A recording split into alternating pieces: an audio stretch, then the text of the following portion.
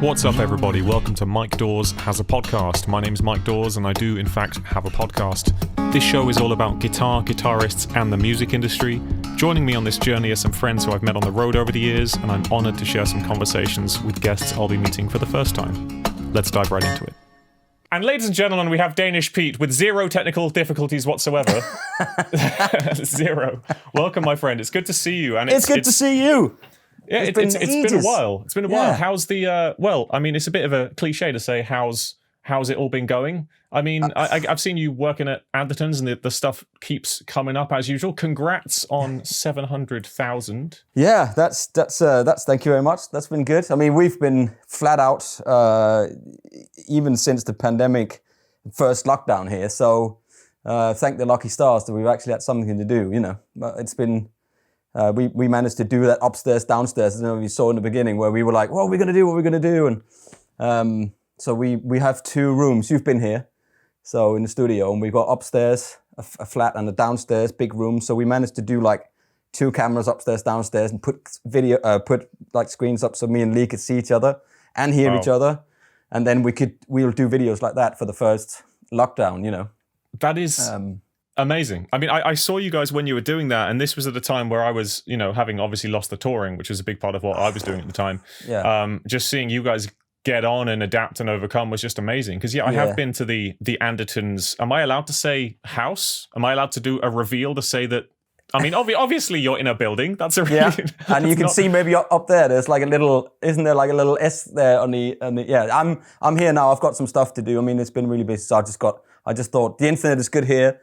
There's good gear, and I was like, yeah, I'll just use that, and then I get on with some stuff. We had an interview with James Nichols earlier today, so oh wow, I was gonna edit that up. He's got a new signature golden guitar coming out, a gold version of his Epiphone. So because of course, of course, it's NAMM time. That's what it is, you know. This is bizarre, isn't it? I mean, I wasn't at last NAMM, I was on tour, but this is the time of the gear stuff. I've been doing loads of gear stuff myself, actually, in the spirit of it. I was just doing a session with Mark Holcomb from Periphery, which would have been the session that had just come out, and I was just showing him that just behind me here, I've got one of those Bose L1 Pro 8s in the room, checking that thing out and getting in the spirit of NAMM without actually being there, and obviously not getting sick, which everyone does at NAMM anyway. As is tradition. Yeah. But it's really cool to see you guys doing stuff. So, Danish Pete. Yes. Pete of the Danish variety. Before I make an absolute tit of myself, because we have only met in person, I would say less than a handful of times, really. Like a few times in IRL. Yeah. Can you please pronounce your last name? Honore.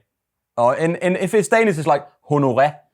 But it's so it's however people say it, man. I mean, I've had it all. I've had Monroe, and it's all, you know. Yeah, Honore. I was talking to my friend Kasper Esman, great Danish guitar player, fingerstyle player. Yeah. Last night on Discord. Actually, there's a little musicians kind of hang session in the fingerstyle community on Discord. Yeah. And he was saying how just having the name Kasper is so bizarre because in Denmark it's just so common. Such a common name, and obviously whenever he goes anywhere outside of Denmark, it's Kasper the Friendly Ghost. Yeah, exactly. Constantly. But dude, I really appreciate you coming on because thanks, man. Thanks for having me. The people I've had on this thing, and thanks to the Tone with Amp guys for kind of arranging this kind of thing. Yeah. They've been very happy for me just to choose who I chat to, and I wanted to have you on because you exist in a realm that's a little bit different. In a small way, a little bit different from the other guests that I've had on, because and it's also a little bit. A lot of people might not know that there is this symbiosis with a lot of the other guests I've had, because a lot of people will know you from the Andertons channel and how you seemingly seem to have been this absolute genius hire by Lee to come and just explode this channel, because you know as far as I'm concerned from the outside, there's sort of before Danish Pete and after Danish Pete eras of Andertons, and this thing has just become this whole monstrous thing, and credit to the whole team. You guys are all absolutely amazing. But you have this sordid past of playing fracking massive stadiums with some of the biggest names in the UK music scene, like household names that my grandma would and mum and everyone and sister would know, and dog, you know. And I really wanted to have a chance just to pick your brain about that stuff, because I feel like I see these throwback Thursday pics of you on Instagram with like Tom Jones in like a stadium or something, and it's just I just feel like I want to shine the spotlight away from Anderton's a bit and onto Danish Pete and what he's achieved throughout his entire past, you know. If I could be so bold, because it's just fascinating. As a session player myself with Justin Hayward, it's there's so much that goes on behind the scenes that so few people know about. So I wanted to ask you first of all, I mean, is it a bit odd to ask you just to reel off some of the names for the people that you've collaborated with in a live setting? No, not at all. I mean, before I even came over here, I was being a session guy as well, and I did some of the sort of, I would not say the biggest, but maybe some of the big Danish names, you know, in the pop world, and I was doing some stuff and met a drummer guy called Gary Wallace, and somebody needed, it was like he was doing like an Aqua thing or whatever.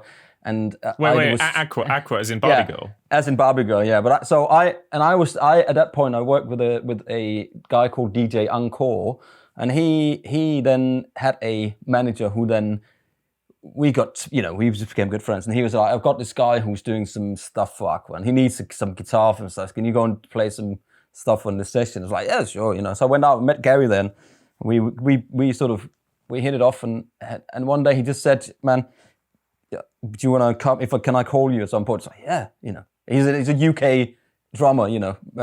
Right. So this was, sorry, were you still in Denmark at this point? Yeah, so I was still in Denmark at this point. This was 2002, maybe 1 or something like that, you know. But this was the beginning of me coming here before I wheel off all these names off, because I was really lucky to be in the right place at the right time, you know, meet the right guy, and we hit it off, and that's kind of how I ended up where I am. But anyway, so one day I was doing like this Madonna tribute band in a pub, or like in a bar somewhere in Denmark, and my phone rang, and it was this guy, Gary. Hey man, what's going on? He's like, are you available on this date? I'm like, for what? Yeah, I've got Brit Awards with Tom Jones.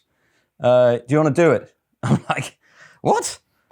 You know, I just thought he was taking the piss, you know. And I was like, yeah, okay, I'm setting my gear up there, setting up this Madonna tribute gig, and so I was like, okay, fine, yeah. And he's like, okay, I'll send all the details over. You know, I was like, yeah, whatever. I mean, this doesn't happen to Danish guitar players, you know. Put the phone down. He was just taking it, whatever.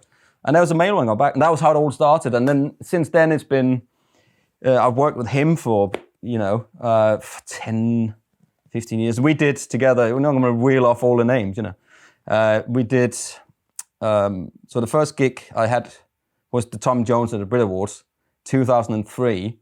Which was, for me, so I feel like I should interject for those outside of the European British realm that might be listening. The Brit Awards is it's like, what would you compare it to in the States, the Brit Awards? It's like, I'll not say the Grammys. It's not the Grammys, but it's like MTV Awards. It's like it's just a big show, and even American artists or other artists gets, you know, Brit Awards.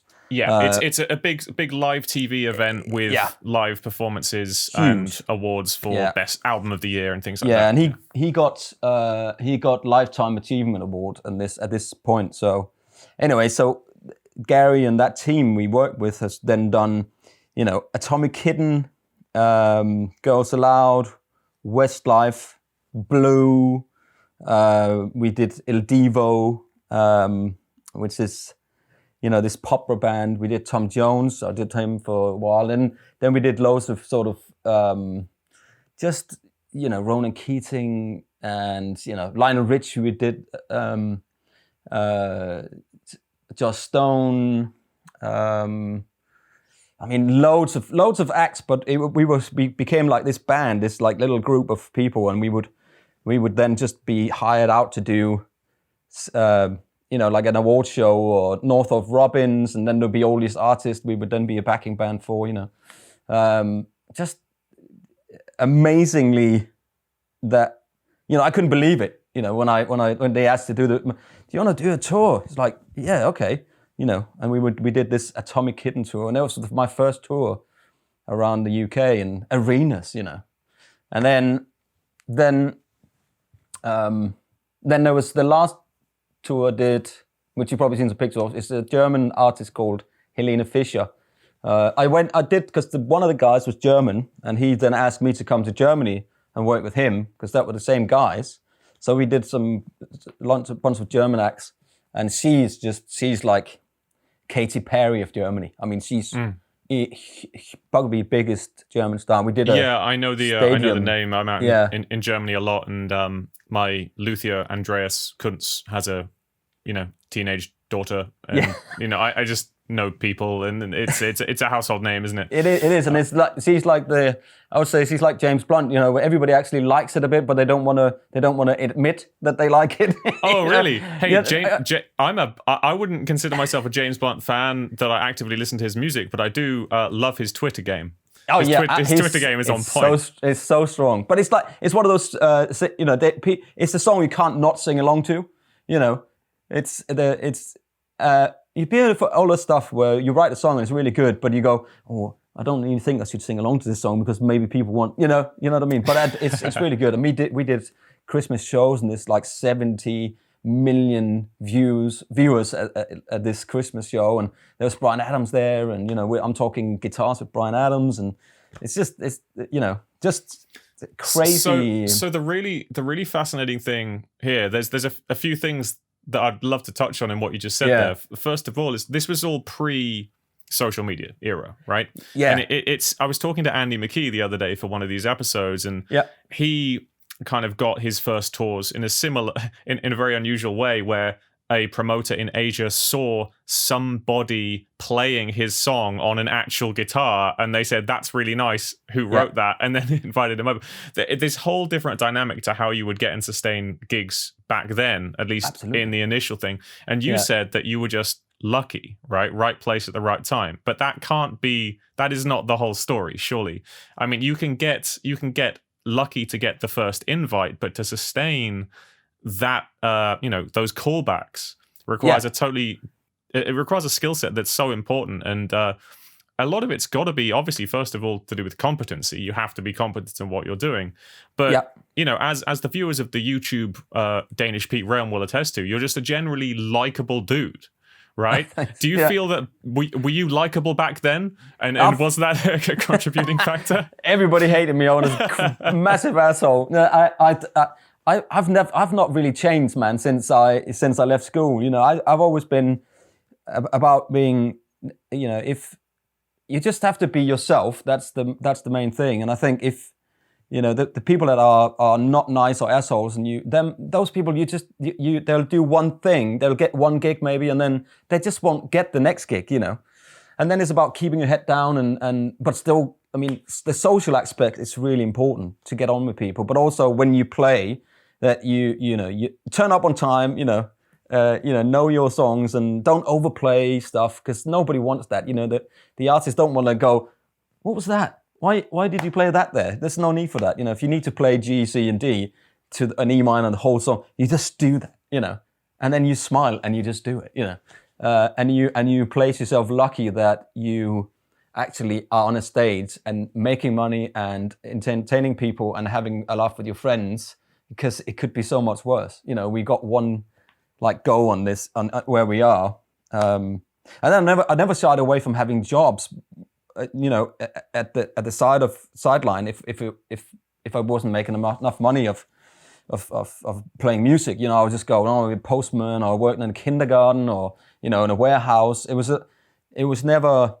I just loved playing guitar, and if I never made it, I don't think I got on a plane till I was 24, something like that. So it was never about me traveling and doing that. I was just happy being kind of thing. The love of the playing absolutely shines.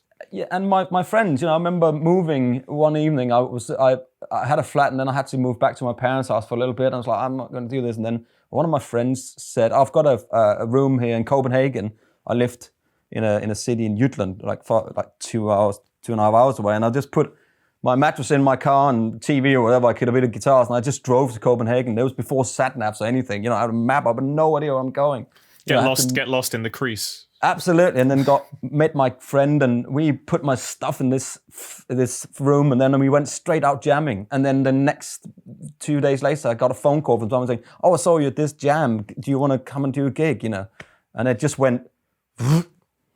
So yeah, it's really interesting how there's so much hustling going on right now, because it seems like the market of guitar players and musicians as being visible entities is just seemingly so saturated, because anyone who's been playing for a couple of months is as in your face potentially as someone who's a seasoned veteran. Yeah. That it's something that seems super consistent is the people that seem to rise to the top of that pile are the ones whose love for playing carries that. Because at the end of the day, if your intent of putting yourself out there is to make a bit more money or get popular or something like that, and the person you're, say, competing against just loves doing it more, they're always really going to come out in a better position in the end, you know. And I really get that from even just talking to you for a little bit, you know. So you were taking these gigs and not even necessarily thinking monetize, hustle. You were just happy to be there. Yeah, but you know, it's nice to get paid, you know. And I think you have, when you get to a point,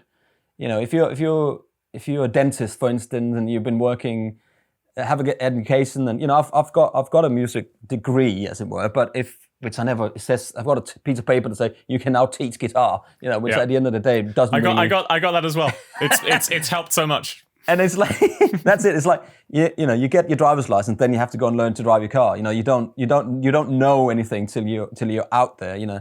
And we had to, you know, I had to go out there, man. I was jamming every Monday. There was a Monday night music club. I was out there in Copenhagen, and I had a job, and it didn't matter if I had to get up next morning 7 o'clock. I was up, but I was late, and I was hanging out with friends, and you know, and every opportunity somebody said, "Do you want to come and do this?" I was like, "Yep, I'll do that." "Do you want to come and jam on it?" "Yep." "Do you want to come and jam here?" "Or do you want to?" "Yeah, I'll do that." And of course, it was, you know, you make some money, and that's fine. I think you get to a point where, as I was saying, if you are a dentist, you got a long degree, you've worked for 25 years, you know, musicians are not well paid if they've done that for 25 years. They still get 250, 350 quid, you know. And I don't think that's fair, personally. I think we should be paid more. But unfortunately, there are, as you say, all of these other people coming in who are going, "Well, I'll do it for 75 quid. Yes, but you have to, you know, and then you get the call, "I've got this new artist on," I mean, this is pre-lockdown and all this stuff, which is terrible. The old times. Yeah, and then you go, you know, you get a call from someone and they go, "Oh, I've got this new artist on Universal. Do you want to come and do a TV show? You have to rehearse twice, and you have to drive yourself into London, and you know, you have to find a parking space and pay for it." So I'm going, I've got kids. They need to go to nursery. I need to, you know, I can't. Then I have to pay a tax man. Then what? Make 25 quid at the end of it, or 20 quid. It's just not worth it, you know. And unfortunately, that's just the way it's kind of going. I guess that's where that whole thing about having good friends and being loyal. Some artists are really loyal to their musicians. Some are not so much loyal, you know.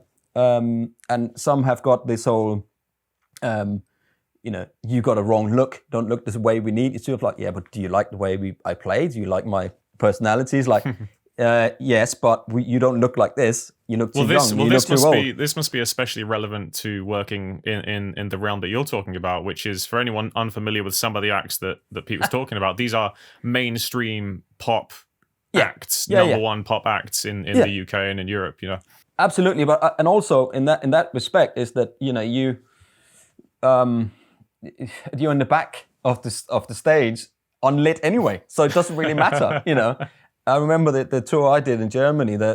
I did the last tour in 2015, and then, you know, I was like, I need a break from all of this, because I was in Germany. I watched my third daughter get born when I was on FaceTime in a hotel room in Düsseldorf, and I'm just going, you know what, I need this. This needs to stop. And then the Andersons was kind of happening at the same time, and then I know the tour after that, and even the El Divo tour after I did, they were on the stage for most of the show, and I'm going, but if you got a massive stage in an arena or stadium, and you got put the band underneath for half of the hang on, is it not about the live music, you know? Yeah. So just use tracks.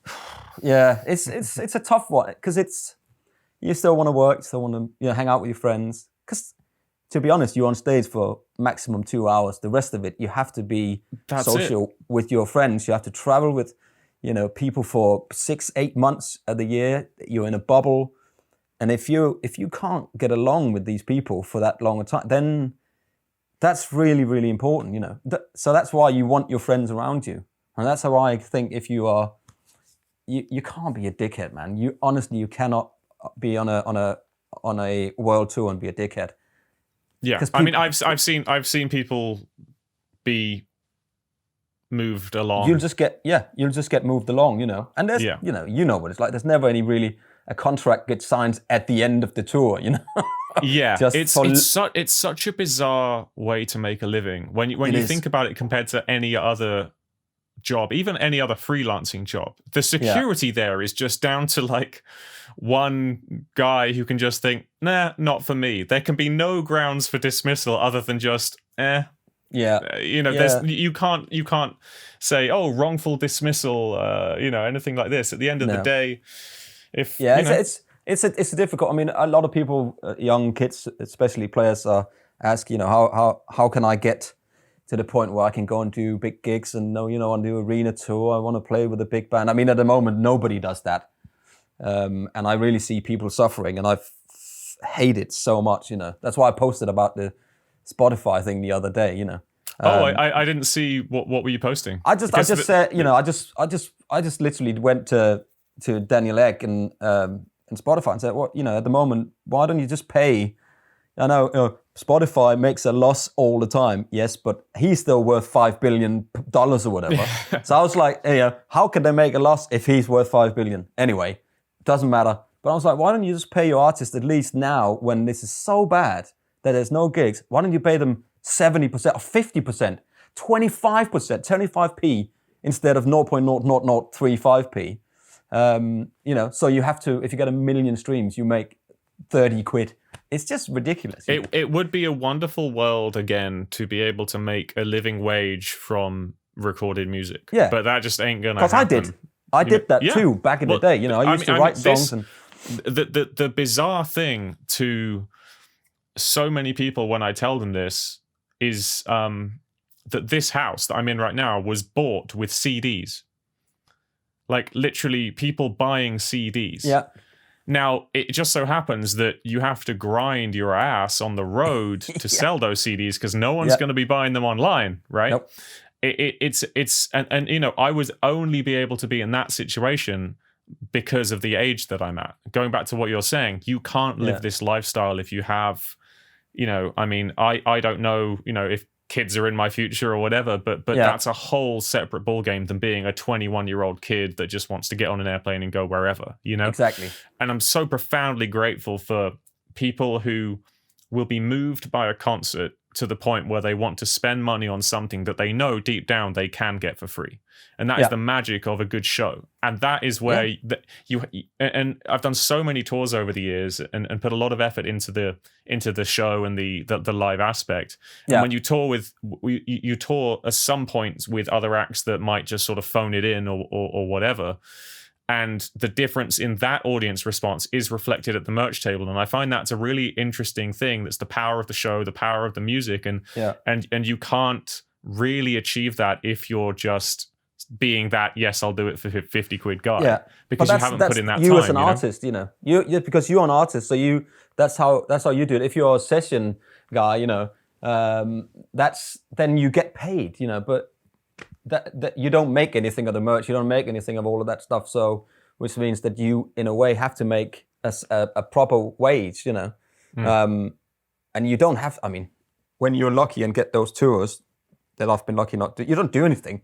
You get up in the morning and there's a call sheet under your door, and you just have to be the boss at some time. And there's breakfast in the hotel, and then you go into the catering, and then you go on stage, and everything's there. When you get to that point, you're quite as I say, it's too pay to wait around. But as an artist, I see all these artists, and now you can't even go on tour. And I really feel deeply, I'm so lucky that this Anderson's thing happened for me. That Lee took me on, and I get a salary. I'm like, what is a salary? This first time in my life, or not the first time, but but where I'm actually going, yes, I miss the what the touring thing. But I never wanted to be an artist like you, because I know how even then, all my friends were like, we got a band and we want to make it as a band and we want to be a band, and I was like, and I went. Actually, I understand what you're saying, but I want to make a little bit of money as well as, and then have fun and play loads of different things. So I went the other route, Well, I feel incredibly fortunate, actually, that I've been able to combine the artist side with the session side. That's like never happens, right? Again, like I've talked about this before on these episodes, but the gig I have with Justin Hayward from the Moody Blues, he lets me open the shows as well. So it's really amazing, the best gig in the world, really. So very lucky. But obviously, that's all gone now during the pandemic, So it is a very different time. Yeah. But I went on Discogs.com, good old Discogs, and found a ton of music that you played on, talking of recorded session stuff. Yeah. And because again, I wasn't aware of that. I mean, I assumed obviously because you've done so many live events that some of these would have been recorded, made into like DVDs or live albums or things like that. But you've done a hefty amount of session work. And I did just want to ask, firstly, You've done a lot of work with Danish acts, or presumably Danish acts, names that look Danish to me. Yeah, before, so of course I was over here working from 2003, 2004 was Atomic Kid, and then with 2005, Girls Aloud, makeup artist is now my wife. So, and we got 3 kids. So you met on tour. Yeah, so then 2006, I moved here, because I thought, why not? I'll see what happens and they'll give it a go, and here we are. But yeah, before then, I did do a fair bit of that stuff. I had a studio with a couple of friends of mine, and we wrote music for Danish artists, and we had our own little band. And thank God there's nothing out there, because again, it's pre social media. So if you can find it, you're very lucky. It was called Peter Max, and we won one of these like BBC radio competitions. Right. And got a couple of songs on the radio, and somebody else got those songs and used them as their singles, and we wrote some stuff, and I've got some discs somewhere in Denmark sitting. I don't know where they are. Yeah. But yeah, and I just went around. It was all I didn't never say no. Do you want to come and play on this? I'm like, yep. You want to play on this? Like the phone rang. Yeah, okay, I'll be there. And I just think that's kind of what you have to do. The social thing is missing a bit now. I see people on Instagram, they've tried to be, I want to be an Instagram guitar player. Well, that's fine, but it's that would be very interesting to talk to you about. Actually, just because your realm is much more social media heavy than mine. Well, you're big on, you do YouTube and all of that different stuff. Well, that helps, doesn't it? I do and I don't. I mean, to be fair, I wouldn't have a career if it wasn't for YouTube, yes, but it's such a different animal now. And because I've been on the road so long, it's like to be forced off the road into this new social media environment. Even 3 years ago, it was just so different. Yeah. Really. There's TikTok a lot of people didn't now, exist, isn't there? Yeah. But before I pick your brain on that a little bit, because, you'd probably be the most like knowledgeable about all this stuff. And maybe you've got some kind of just like strong feelings about stuff, Yeah. But dude, who is your favorite Danish artist that you've worked with that deserves a shout out, and why is it not Lars Ulrich? I don't know. I mean, the famous I worked with a girl called Julie. She won Pop Stars way back in 2000 or something. She was lovely. I really enjoyed working with her. We toured Greenland, which was an amazing experience. I mean, wow. Greenland. Well, that's like a Danish territory, isn't it? Really, Greenland was it's Danish till it became like an independent. Denmark gave them independence, whatever. A couple of, I don't know how long it is ago now, but we went there in the winter, and it was just dark, most of the time, and snowstorm, and we were flying in this little plane, and we had all the gear was in a like hucked down in the middle there, and it was like I thought we were gonna crash. But it was really beautiful. We were in this hotel one time. I just see the inland ice just break off into this fjord. And anyway, whatever. And then we were up there again, and we were there where it was summertime. So there was literally no dark. It was just light all the time. The weirdest thing ever. But so she was lovely. There's one guy I would love to work with, but I never have. He's called Thomas Helmy, and he was like my Thomas Helmy. If I could ever work with anybody Danish like that, that would probably be him. I would love to go if I had. How do you spell that? Helmy. Not Helmig. Oh, Helmig. Yeah, Helmig. Yeah, but he was always there from when I started playing guitar. You know, when I was 12, 14. He's just always been there, and he's just the Danish national treasure, you know, kind of thing. Okay. And it's just pop music and a bit of rock music and a bit cool songs, and this band is cool, and he's cool, and you know, so he's probably the. But anyway. Yeah. Well, it's always interesting to pick my European friends' brains on Euro artists, because it's so weird. Like in the States, you have this giant landmass and so much talent over there, and we have the same in Europe, but we're so disconnected culturally in that respect. Like we in the UK export the vast majority of those kind of acts to elsewhere in the world, and countries like Denmark and even Germany to an extent, even though like Germany, Switzerland, Austria is like one of the biggest music markets in the world. Yeah. They kind of have their own thing going on, you know? Yeah, they got a thick, man. There's, even though those pops things that we wrote when I did the pop, so there's still underneath it. There's this underlying part underneath everything, even though the guitar goes, it's like, it's still, there's still something there. If you listen closely, if you really listen closely, it's you can hear the leader holes and they get snapped on, you know. it just happens. It's funny. Like, I got one of my dearest friends, a guy named Jukka. I'd known him for like 3 or 4 years before I realized that he was in like the biggest like Finnish pop export and one of the biggest bands in Germany like of all time, and he produced like the biggest selling album in Germany ever, because you just don't know these bands. No. It's bizarre.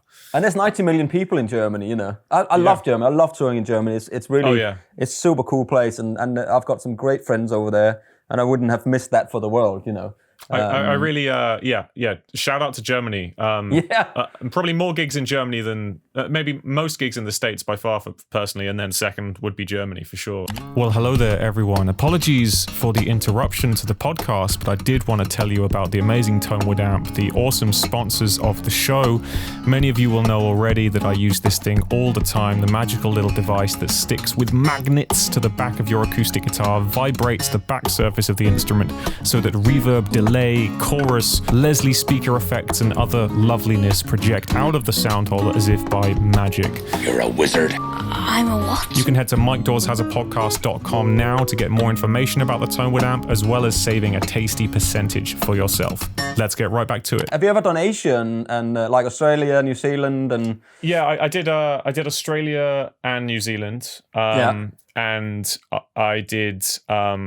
I've done China and Malaysia and Indonesia, but I still haven't been to Japan or South Korea or more of those places.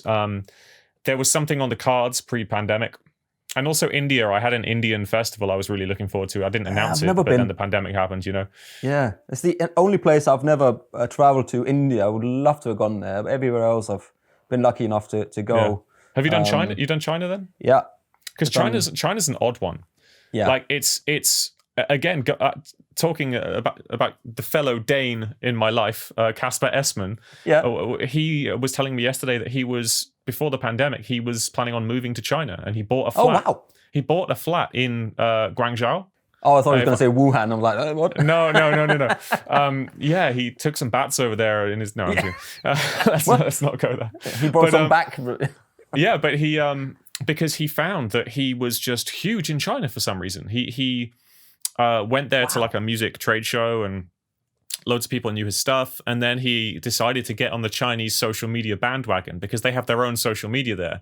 Yeah. Something called like Bilibili, I think it's called, and they have the WeChat thing and everything. But he created his own account, which apparently was a real pain to do through VPNs and whatever, and started posting. And he grew this giant base in China, and it got to the point where he was looking at cost of living in Denmark, cost of living in China. Where's the touring gonna bring in the most? And it was just like a no-brainer calculation, you know.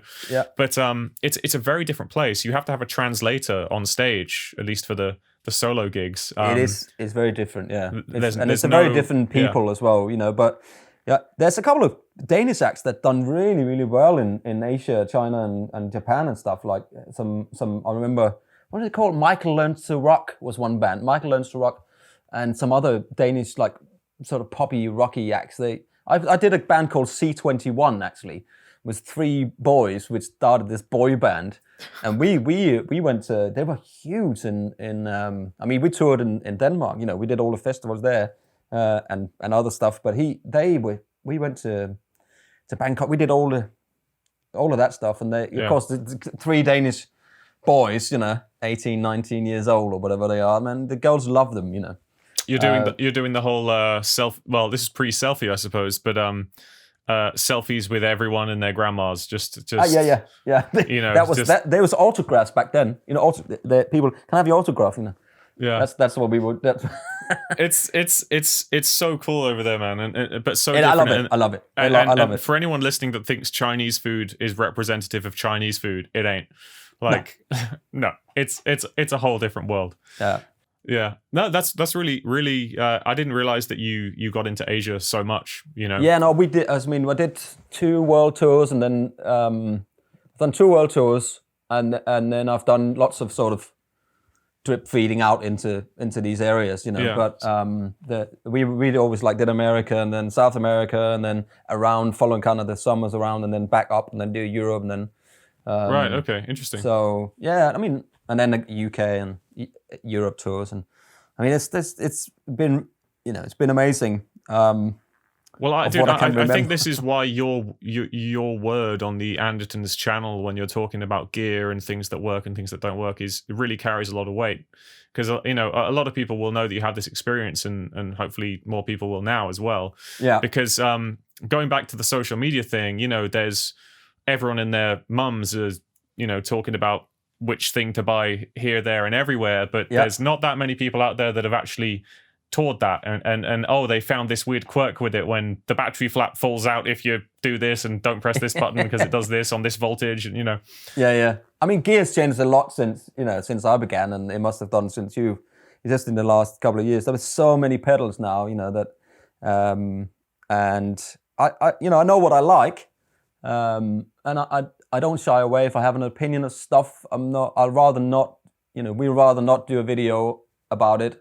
On my own channel as well, I would rather, if people ask, do you want to do a video on it? So like, send me the stuff, I'll check it out, and then if I like it, I'll happily do a video. But if it's not really me, then I'd rather not do it, because it's just going to come across weird in a way. That's so it's so good to hear you say that, because I'm on this kind of seesaw of I'm enjoying the opportunity off the roads to teach myself just things like video editing and you know, like we were talking before we were recording, that I just bought my first DSLR during the pandemic, and I didn't even have that beforehand because of just touring, right?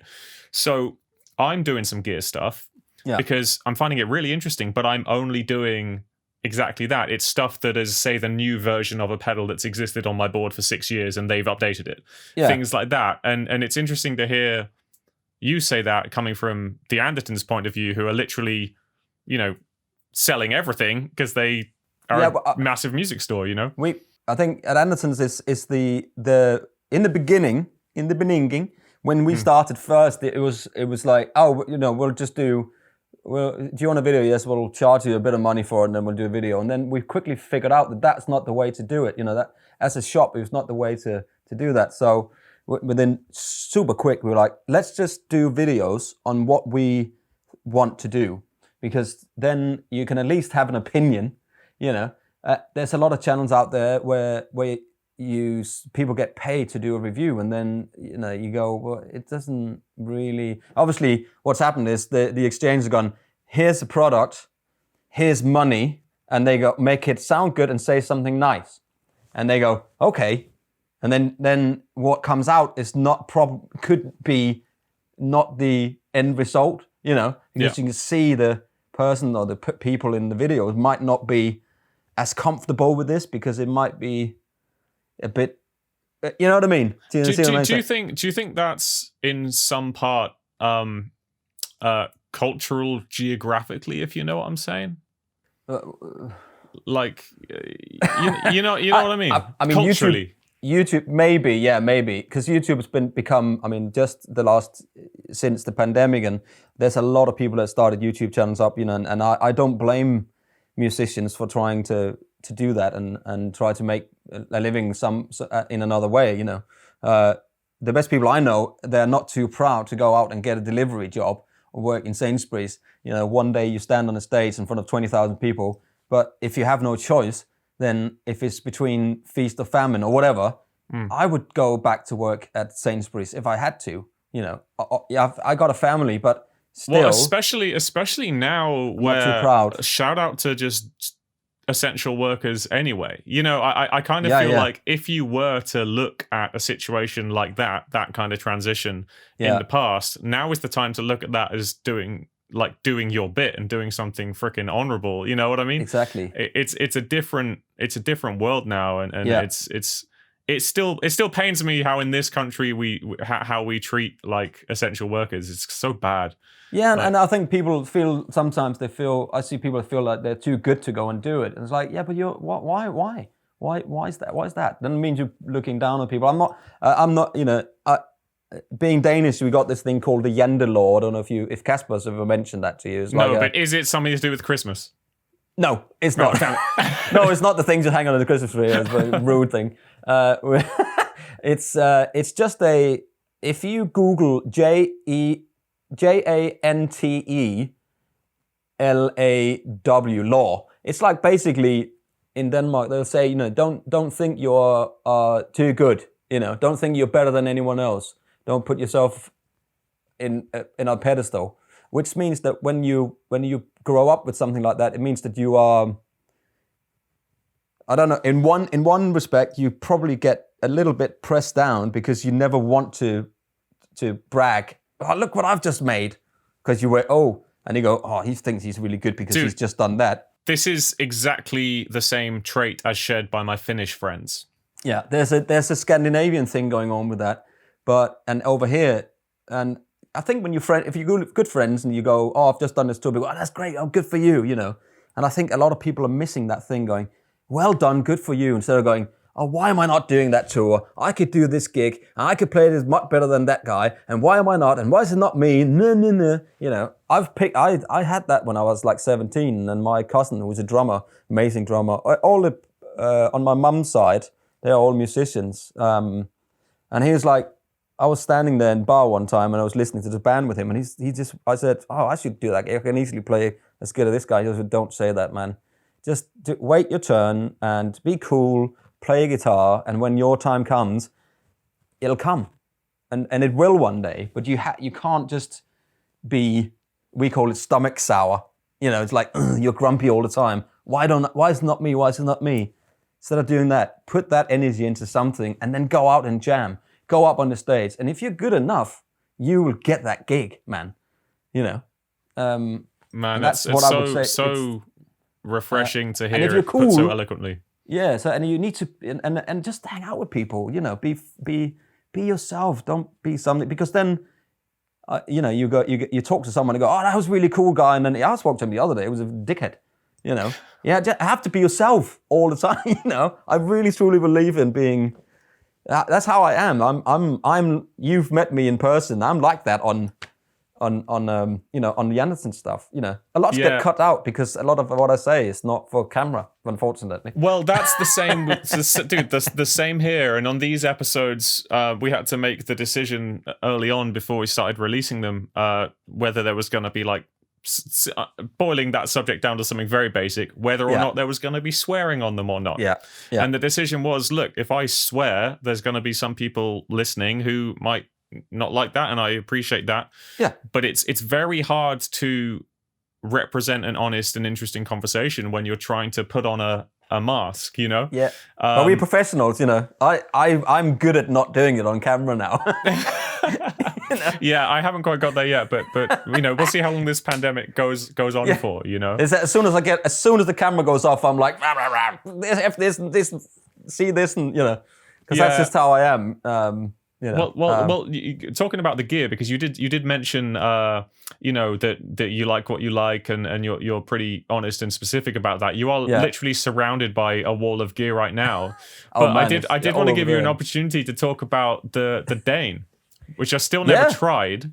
but I hear great things. Yeah, no, it's I don't know if there is one. There is one on the board here, but yeah, I mean, again, it's when I started this job here in 5.5 years ago or whatever it is now, when Lee said, "Oh, we got this channel, and there's about 60,000 subscribers or whatever, and we need somebody to kind of take it over and like grow it. And are you interested?" And I had no idea about cameras, about editing, about lighting, about anything. Luckily, my father-in-law is a director, so he could kind of help out with some stuff and set some lighting up. And oh, that's interesting. So yeah, so we got I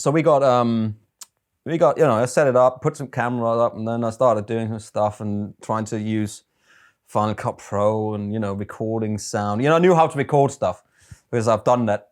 I've had studios forever, and then it was just. But I never knew that it was going to go 900% up in the first year with followers and subscribers and all that stuff. And my Instagram grew, and then I never expected to have like a signature pedal because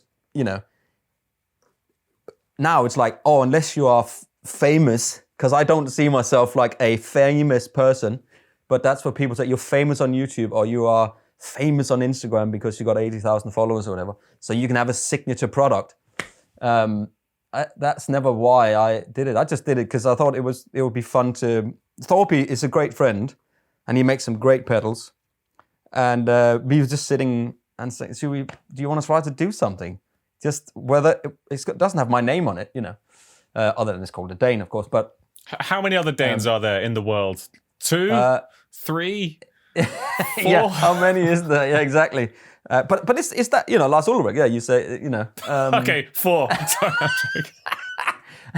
Ida Nielsen, who played bass for Prince. Oh, I saw her. She's freaking amazing. Yeah, at the bass bash at NAMM a couple of years ago. Yeah, she is incredible.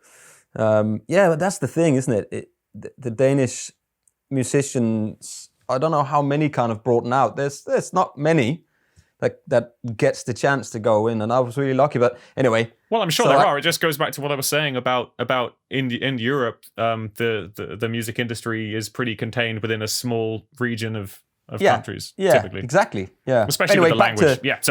So back to signature products.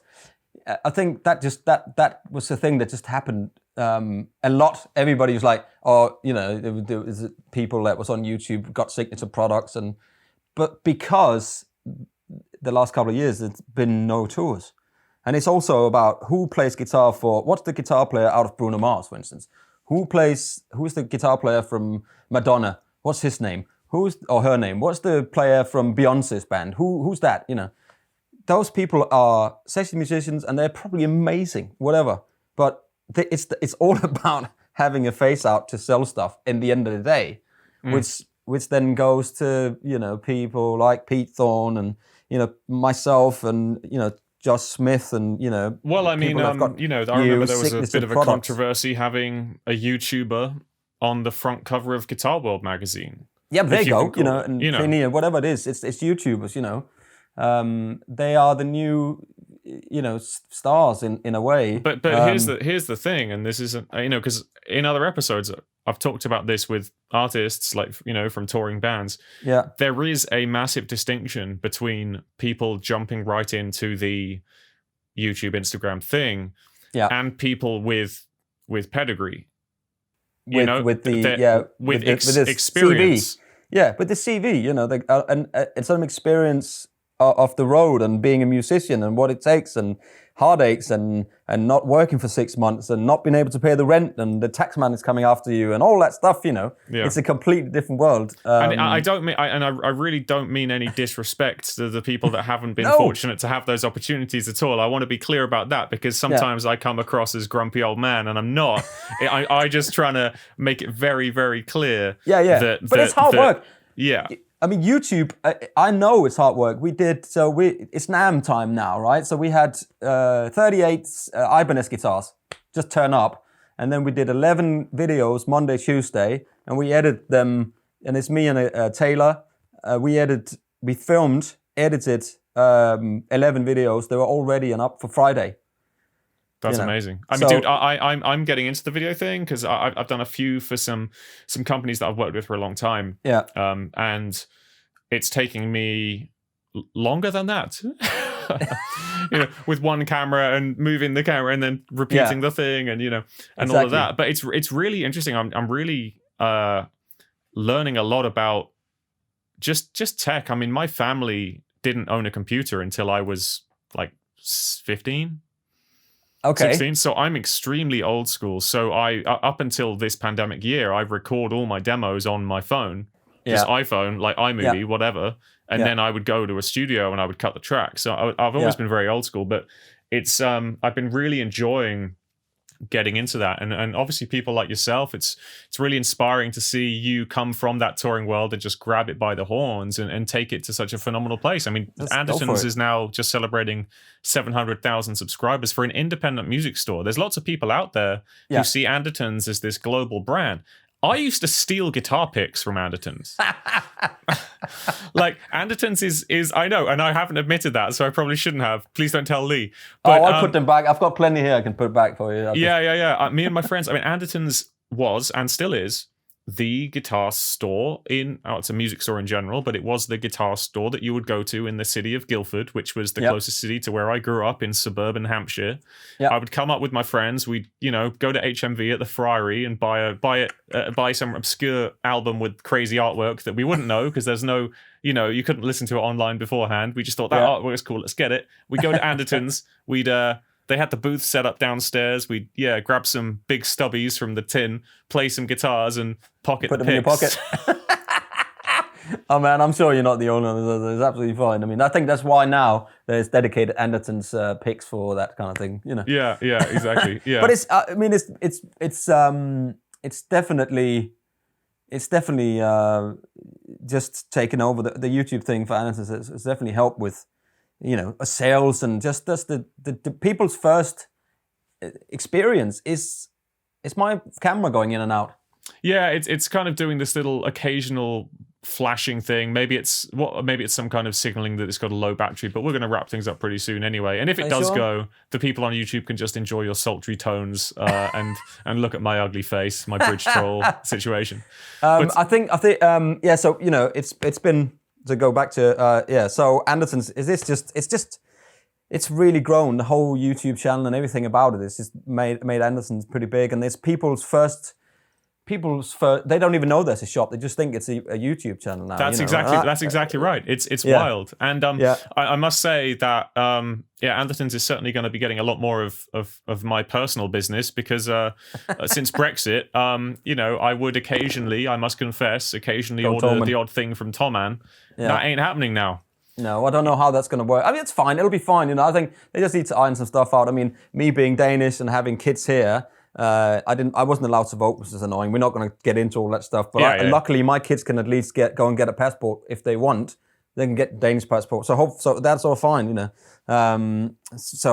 they'll iron it out at some point, and then in 4 years time or something, they'll vote to go back. And we'll have it all over again. Anyway, that's not we're not going to go there. I don't want to go there. No. But politics. Anyway, I saw, was it on Instagram or something you posted not too long ago, just some, was it trash on the floor or something? And you were like, why are British people like this? Yeah, I mean, I don't know. I think it's, there's, musicians can't be, we can't have an opinion on politics, musicians. We'll just get slated every time, Yeah, I definitely lose. I get emails often saying you've lost a fan.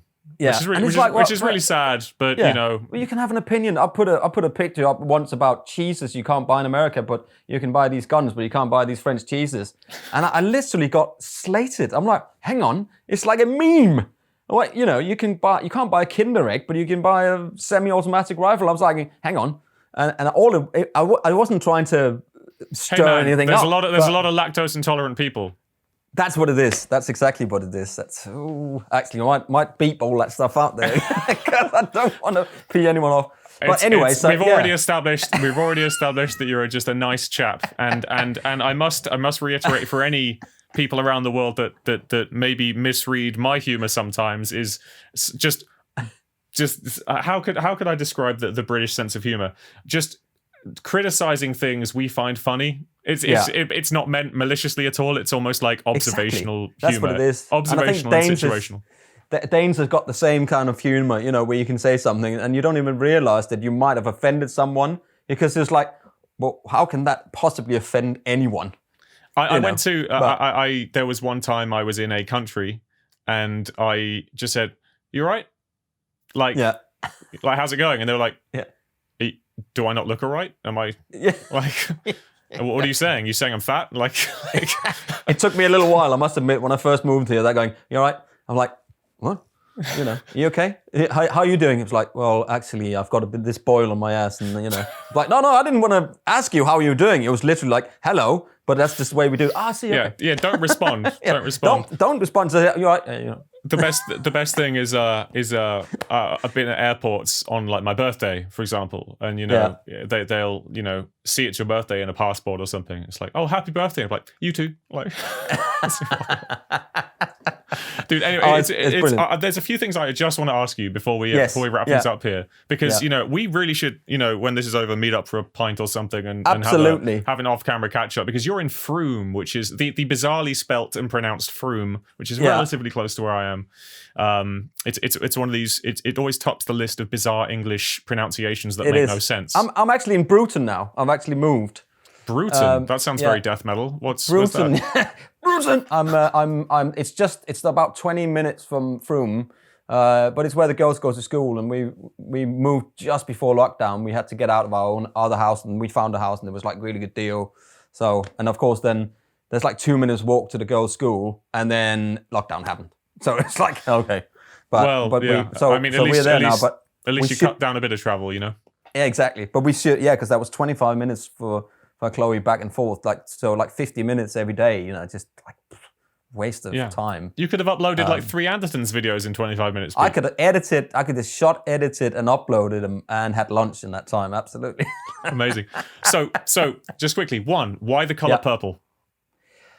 Okay, so the color purple, it was because the guitar came in to Anderton's second hand, that Telecaster, and then somebody said, "Oh, you need to go and check the Telecaster out," because I was looking for a Tele, and it's purple. You like Prince? Go and check it out. And purple wasn't a thing for me. It was just, I picked the guitar and was like, "Oh, this is amazing," and then it got sold, and then it came back, and then I got it for my birthday. But so it just became, that.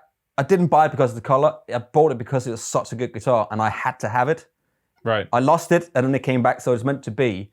And then I think people just started associating me with the purple color, and I thought, "Oh, it's a cool guitar," So that's, it was a present from my wife for my 40th, so it's special.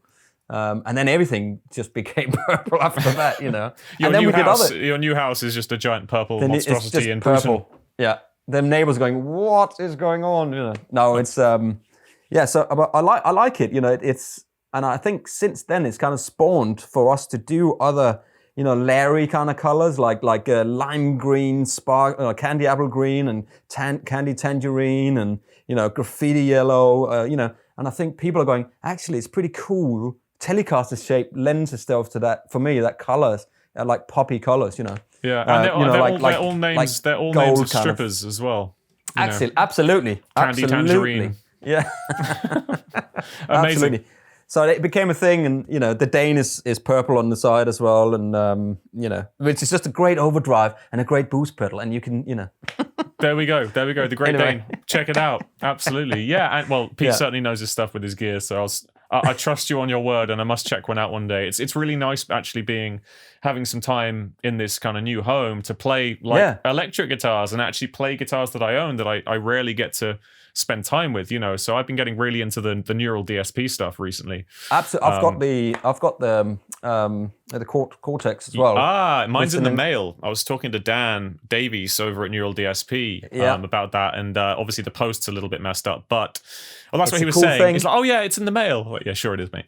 No, that thing looks insane, and I'm really looking forward to trying it out actually with the acoustic kind of fingerstyle routing, because it has enough inputs, and I'd be very curious to see how that works. We were talking about your thing because it's got the two two inputs, and we did another video on a guitar with two inputs. We were talking about the way that you use your guitar for that. And it's super easy to use, and it's, the form factor is small. Actually, you know what? My laptop that I'm watching you on is sitting on the box with it in. Because I've been doing, so we're preparing a shootout with the Kemper, the Helix, and the Neural, just to see, because they all sound good now and they feel all great. So it's all down to like user interface and, That's a huge thing. But also, I'd love to test this on the road because I have an AX8 with my session gig. I play electric guitar with a Tom Anderson Telly, and we used to have these 1960 dual professional Fenders, like amazing amps, but so screamingly loud and hard to control on stage. Like, you knock the volume knob a hair and suddenly everyone's ears are shot, So we switched to the AX8 and just modeled it, and it just sounds great, We just replicated it. And but the interface is a lot of this. So I'm really curious. It's a touchscreen, is it? On the It's Neural? a touchscreen. It's a big touchscreen display like that, and it functions really well. It's very similar to Line 6 actually, but I think the guy designed the Line 6 stuff has something to do with it. I'm not quite sure, but it looks the way you've got those little blocks where you click it, and but the whole thing with the cloud is the amazing thing for me, where you got an app on your phone and you can share these things with your friends and you can follow each other, like an Instagram thing. So I could follow you and I could go check this thing out. I've just done my DP40, another plug. Victory head. I noticed it's purple. Yeah, why have I got a signature amp when I'm just a guy on YouTube? I mean, do you know what I mean? It doesn't make any sense, but it's like, but people go, what, do you want to do that? I'm like, yeah, okay, I can, why not, and people go, why didn't you got the purple one? So I would buy it if it was purple. I go, okay, but these guys would buy one if it was purple, so like, can we make a purple one then? Hey man, Candy Tangerine needs her child support, Yeah, exactly. So it's really cool, and you like it. It's very like scroll down or pull down and up, and you get all the things and the menus, and then you upload to the cloud and it comes up on your phone then, and I go check out this thing I've just done, my capture, and I send it to you, and you click it and you open up your Neural GSP that and there it is, and you load that into yours. And it's not like a Kemper where you can where I can literally email you all the little files, so you can't take them and share them like that. Which for Kemper is, somebody like Michael Britt would make some amazing profiles. Once you bought them, you can just give them to anyone, Yeah. So that's not the case with this, but I think the whole community about this product will kick butt because it's very, very clever. And I had it home over the weekend, and there was 2 updates on it, and it's just on Wi-Fi. Wow. They just go, oh, you're an update, you update it, boom, next up, and they put new things into it all the time, and they perfect stuff, and I really, that's really cool. It's like an iPhone, basically. Yeah. Well, I've been talking to Doug about it, and he's there's some really interesting stuff for that, and some interesting stuff coming as well, which is awesome. But dude, freaking awesome to talk to you, man. Hey, man, it was really good. Ray of positivity, ray of good vibes. One final question for you. Yeah. Are we going to see, or hear rather, any Danish Pete musical offerings into the world? Yeah, I am working on something. I mean, I've done 5 jam tracks for Anderton, jam track CDs, which you can buy on Bandcamp or whatever, or stream, whatever. And I have done music in the past, and now I'm dabbling with it. But the problem is that, that's why my own YouTube channel, probably like you, it gets a little bit put in the background because Anderton's is really busy, and have been, and is still just becoming busy. But yes, the simple answer is yes. I do have a couple of things that I would like to put out there at some point, which would be just because it's I feel like it's time. Well, you've got enough signature products. You may as well have a song. I mean, I should have. I don't. Why would I have that when I don't even have an album out? It's like completely ridiculous. But I get it. It is what it is. It's the new world, isn't it? It's I got to know the Andertons guys before you came into the fold through our mutual friend Rob Chapman, who I've known for many years, and I was incredibly not surprised, but it was a real awakening when I saw how successful his music was when he released it after having that YouTube audience, So I'm sure whatever you do put out, there's a lot of hungry people out there waiting to enjoy what it is that you release, including myself. Oh, wow. Okay, thank you very much. I mean, what about you then? When have you got new stuff? Have you got new stuff coming? Are you working on something? Or Yeah, well, I am supposedly going to release a new single with some very exciting guests pretty soon. I'm just waiting for one of the guests who's being slow to send me his part from the continent of Australia via presumably snail mail. I'll leave it like that, and maybe I'll have that out in the goal is February. And then I think what I'm going to do is, because I released a live album last year called Shows and Distancing, which I was going to do anyway, but it tied into the pandemic pretty nicely. And then I released a couple of singles. But I think I'm going to spend a little bit of time actually releasing music video and tab for some songs that are on my albums that people don't know, because we exist in this world where a lot more people are going to hear a piece of music by watching a video than actually buying the record and listening to it. So I always get emails saying there's like 3 tracks on my era record that people really want videos for, and maybe I'll take a dive into that. But yeah, the next album is, when it does come, will certainly feature some exciting collaborators. I'm looking forward to that as well, and things like that. But that's one of those things that we have to do as musicians. We have to have Justin Sanderco, the guy. Great guy. I'd love to have him on here. Actually, he's been one of my long-term loveliest supporters in the YouTube realm. I mean, he's gone. He's such a nice guy, and he's got such a big success of all his tuition stuff. And he says, you have to, as musicians now, you can't just have one income stream. You have to have, he puts it like, you have a bathtub, and then you have all these little taps, whether it be a Dane here and it drips in there, and there's a Victory little thing there, and then there's a purple guitar. I mean, we sold 650 of those Squier guitars in Squier Bullet Telecasters in no time. I mean, they just went boom like that, in a month. That's amazing. Yeah, and so... But, you have those little taps. I don't get... it's not a signature product, remember. It's a Fender. It's a different thing, but it's just a color purple. But if you got these little things, you got tuition, you got, videos on YouTube, you got CDs there, and you got T-shirts over here, you got a merch store there, and there's a little bit of drips and drops. So I think that's very important for any musicians to do, and not be scared of putting themselves out there. And I know exactly what it's like, I never expected me to be on Instagram with 85,000 followers or whatever it is, and putting something out, because why would people listen and look at me?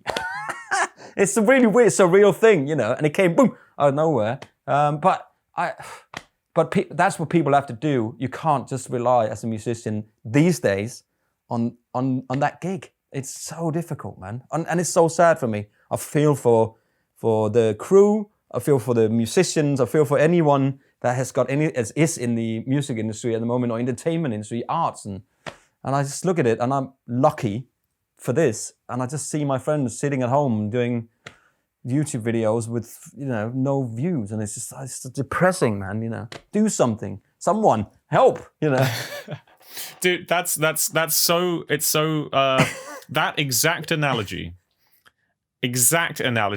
came to me from Justin Sanderco when I was 23 years old. There you go. That exact, and that's how I've done things ever since. It sits in the back of your head, man. Tab, tuition, tours, merch. Yeah, do it all. Jam play, course. Jam tracks. Don't stop, and don't stop. Because once you stop, there's somebody that comes up and then takes your place. And which is fine, because we need new inspiration all the time as musicians. I think it's really important, I love getting those messages going, oh, thank you so much for your inspiration. You keep me going through the lockdown. I did these lockdown Jam with Pete sort of videos, and it was like me, because Lee had to isolate for like 2 weeks, But it was like, I was like playing a loop, and then they go, your turn, and he would jam for 8 bars. And then I'd jam it for 8 bars and back and forth, And people are like, that's so great.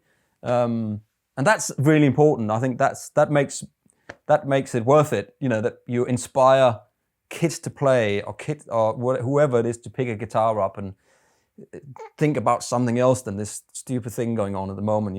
Man, inspiring words that are picking me up, because obviously the transition for this pandemic, from my point of view, touring was just like a freight train, you know. It's that's what James Nichols said. He was here. We did a session here. You must come on with your new stuff when it comes up. When you're doing it, by the way, come and do a session. Yeah, I'd love to. He was like, he was here. He was going to Spain. We did his session of his new single, and then they left here, and they literally went there, and he went home. That was it. Last thing he ever did was the session at Anderson's just before lockdown. Yeah. And that was it. And he hasn't done anything since. And that was probably almost 2 years ago, you know, or something. Yeah, I mean, I once, out of many things that I'm very grateful for, one thing is that I was touring right up until it. So the last tour I did was a 2-month North American tour from like the 9th of January to the 9th of March, 2020. Oh, that's good. So I was able to look at that and think, you know, okay, security, good times, great memories. Probably the most musically fulfilling tour I've ever done. Yeah. Geographically, I got to go to the real nooks and crannies in the States, like, you know, Fairbanks, Alaska, and, you know, amazing. Sun Valley, Idaho, which is just stunning places, you know. But yeah, it's wild. And what you're saying about the taps via Justin Sandico is very, very true. And something that I've noticed is that without that, and I ran the numbers because obviously it's tax season. Yeah. And I'm running the numbers and I'm looking that, wow, people buying these guitar tabs of these and loading these tunes I'm writing, you know, people that are doing, I've been doing what I call lockdown lessons. So I have 3 short slots every Sunday for people to come and do literally just one-to-one, teach them my tunes or whatever it is they want to do. All that kind of stuff, it makes so much difference, as does Patreon. I believe you're on Patreon as well, right? I've got a Patreon thing. I must admit, I set it up and I was going to try with the intentions of doing stuff with it. And again, Anderson's it doesn't get in the way, but it takes up lots of time. Well, the thing is, Pete, you actually have a day job. Like you can't do everything. But it was more for me, and I wanted to do the EP, and I wanted to do like more on my own channel and stuff. And then, you know, you shoot 4 or 5 videos in a day, and then in the evening you go, okay, let me just shoot another 4 or 2 videos for my own channel, or let me just sit down and write a song. You know, I just go, red wine, and, you know, so I'm just, or I've got the kids, and then, you know, it's, you know, 3 kids. I mean, hit the mic there a little bit. For anyone listening who is on my Patreon, like, thank you so much, because there was a moment where thank you. That was literally, because I just got this house, right? So that was that the Patreon stuff was giving me that security, because I was in this weird situation where I just was like, I'll just spend everything. And then get, you know, to limit my, you know how it works, because I'm going right back on tour in a week's time. What's the problem, you know?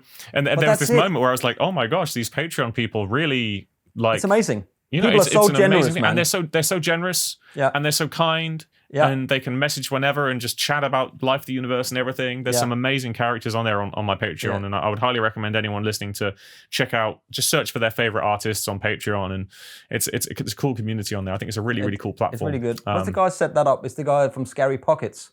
Have you watched Scary Pockets on YouTube? Scary Pockets, no, but that sounds amazing. It's just a band. There's a couple of guys, and they've got bands. And they just play like songs, and they get people in. They play cover songs and in different, you know, different arrangements. And I believe the guy that plays the piano. I'm not sure of his name. Sorry if sure he's not watching this, but if he is, I'm really sorry. But he set up Patreon.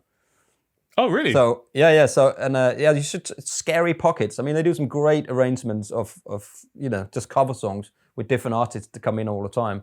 And I think he set it up for help of 2 musicians. You know, like, and it is really helpful. And people out there are really generous to give, you know, $5 or whatever it is, and it really does help. You know, I could buy a camera with it, you know, and it helps out. You know, it really does help out. All of a sudden, there's some money there. Oh, can buy a camera. Yeah, you can do some YouTube videos. You know. Yeah. So. And then we get to tax season, and it all goes away. What goes away? I don't have anything at all. What? You know. What is it? Oh, I didn't see. Who are you?